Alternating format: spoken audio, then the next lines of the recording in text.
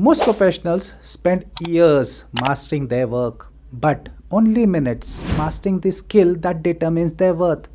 You don't get paid for what you deserve, you get paid for what you negotiate.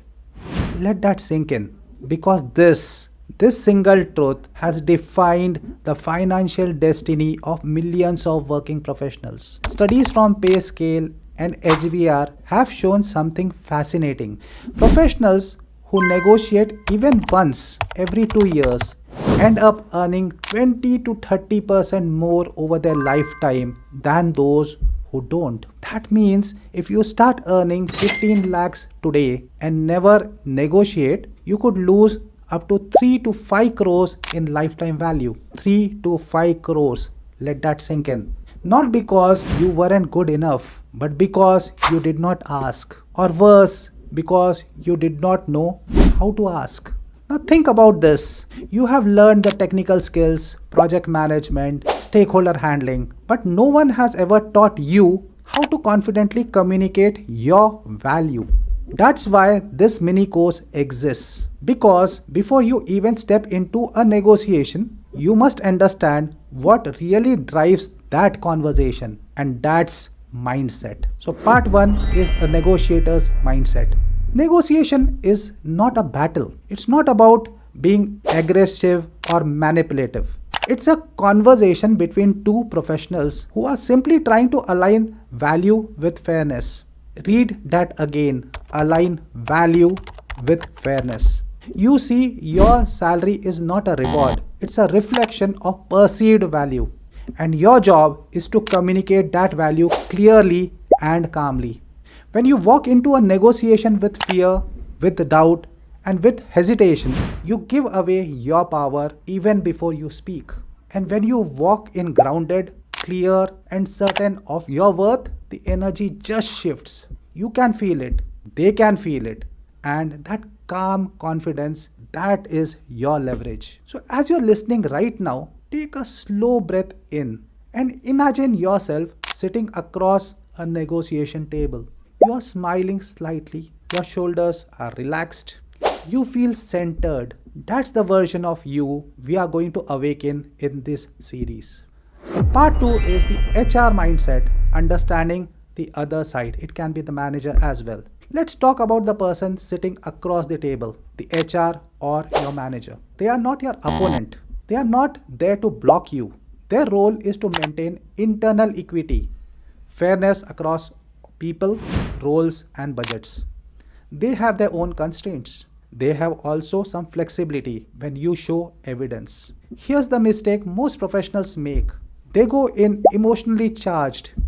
They say things like, I have worked so hard, or I have been so loyal to this company. The truth, HR just cannot reward emotion. They can only reward impact. When you understand this, you stop taking no personally. And you start preparing like a strategist. Show me the business value I can use to justify this internally. That's what exactly they are silently saying. So instead of seeing HR as a wall, start seeing them as a bridge between your value and the organization's framework. Part 3, the do's and the don'ts. Very, very important. Let's get a little tactical now. The do's are, do your research, know your market range, use data from Glassdoor, Ambition Box, or industry peers. Do quantify your achievements. Numbers talk louder than narratives. Do frame your language in collaboration. Like, can we explore how to align my compensation with my current role impact? That one word, we, changes energy from push to partnership. And the don'ts are, don't compare yourself to peers. It makes you sound defensive. Don't justify based on personal needs. I have EMIs. It's not an HR metric. Don't overtalk. Once you have made your point, stop. Let silence work for you, because silence creates gravity. Silence says, I have said what matters. I am confident in its truth. So just close your eyes for a moment. Imagine this scene. You're about to have that conversation. Your posture is tall. Your voice is calm. You speak less, but every word lands with power. The person in front of you nods, listens, and takes you seriously. That's not luck, that's presence. and presence is built through mindset practice. So here's your exercise for day number 1. I want you to do this before you move to chapter number 2. Take out a notebook or open a Google Doc and write down your top 3 achievements in the last 12 months. For each answer this way.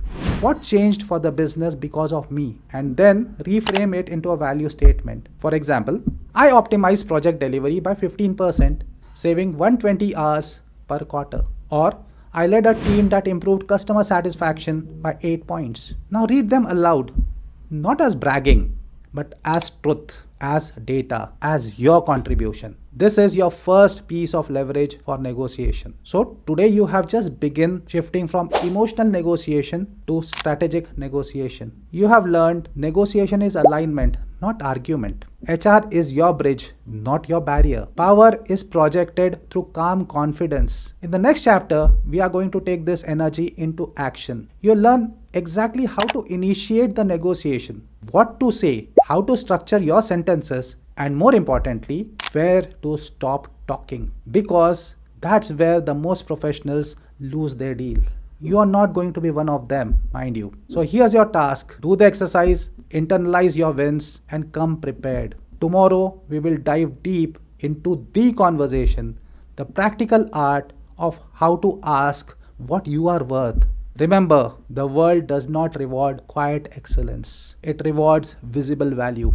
And starting now, you are going to make your value visible. See you in chapter 2. Bye for now.